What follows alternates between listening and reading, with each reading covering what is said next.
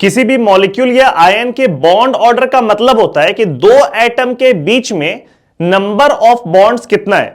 अगर उसका एक ही स्ट्रक्चर एग्जिस्ट करता है तो फिर वैसे केस में हो जाएगा कि भाई उसमें नंबर ऑफ बॉन्ड्स कितना है, और अगर एक से ज्यादा स्ट्रक्चर एग्जिस्ट करता है, for example in case of resonance, तो फिर हम लोग बात करेंगे एवरेज नंबर ऑफ बॉन्ड्स कितना है दो एटम के बीच में। ठीक है, तो इसमें हम लोग सबसे पहले बात करने वाले मॉलिक्यूलर ऑर्बिटल थ्योरी, जो केमिकल बॉन्डिंग का एक पार्ट है।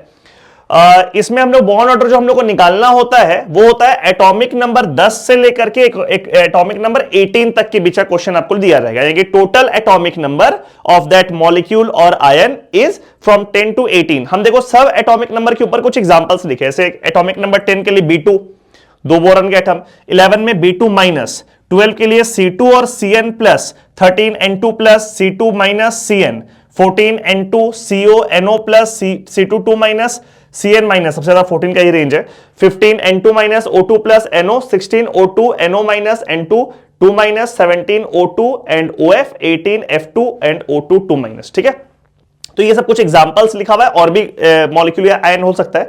बहुत बेसिक सा तरीका है इसको याद रखने का कि इसका बॉन्ड ऑर्डर क्या रहेगा। तो ये जो 14 है, ये वाला, यही बेंचमार्क है, जस्ट अ मिनट, ये 14 जो है यही बेंचमार्क है। ठीक है, इस 14 में आप वैल्यू दे दो इसका बॉन्ड ऑर्डर का 3। ठीक है, बहुत सिंपल सा फंडा है, 14 का वैल्यू दे दो 3, और उसके बाद आप लेफ्ट आओ या फिर राइट आओ, 0.5 से उसको चेंज करते जाओ, 0.5 से डिक्रीज करते जाओ। सबसे ज्यादा बॉन्ड ऑर्डर इसी का होता है 14 वाले का। लेफ्ट जाओ या राइट जाओ, 0.5 से डिक्रीज करो। जैसे यहां पर ये इसका वैल्यू क्या हो जाएगा 2.5, इसका वैल्यू क्या हो जाएगा 2, इसका वैल्यू हो जाएगा 1.5 और इसका वैल्यू हो जाएगा 1। ठीक है, 0.5 से बढ़ाते घटाते गए, और इस तरफ भी सेम काम करेंगे। ये 3 है तो ये वाला वैल्यू हो गया 2.5, ये वाला वैल्यू हो गया 2, this is 1.5 and this is 1। तो इससे क्या होगा कि मॉलिक्यूलर ऑर्बिटल थ्योरी के थ्रू हम लोग के सिलेबस में जो भी मॉलिक्यूल या आयन है उसका आप स्ट्रेट अवे बॉन्ड ऑर्डर लिख देंगे। ठीक है, इस पूरे रूल में एक जगह पे एक्सेप्शन आता है, and that exception is CO+।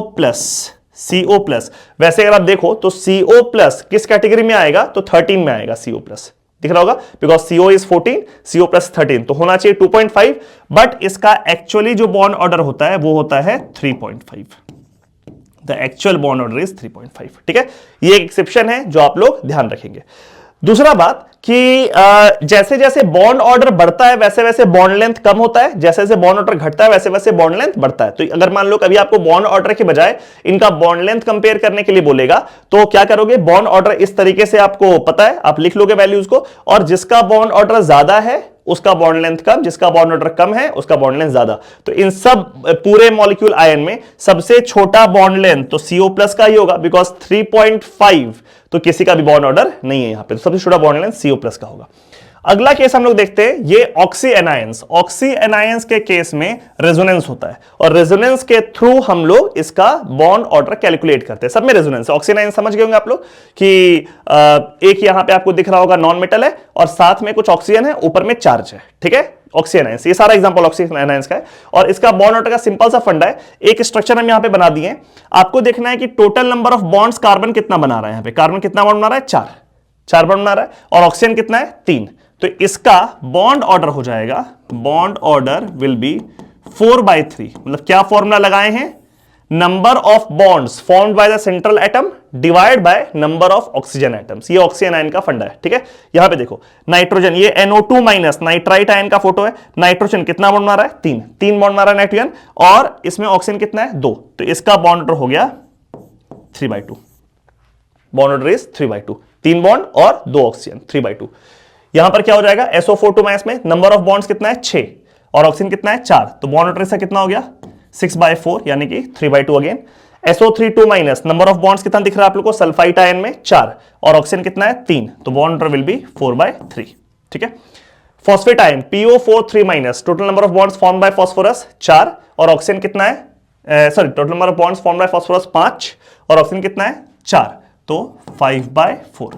ठीक है, यहां पे ClO3 माइनस क्लोराइड आयन, हम सबका नाम भी लास्ट में बता देंगे आप लोग, क्लोराइड आयन 5 बॉन्ड बना रहा है क्लोरीन, 3 ऑक्सीजन है, बॉन्ड ऑर्डर विल बी 5/3। ठीक है, ClO2 माइनस 3 बॉन्ड बना रहा है क्लोरीन, 2 ऑक्सीजन एटम है, बॉन्ड ऑर्डर विल बी 3/2।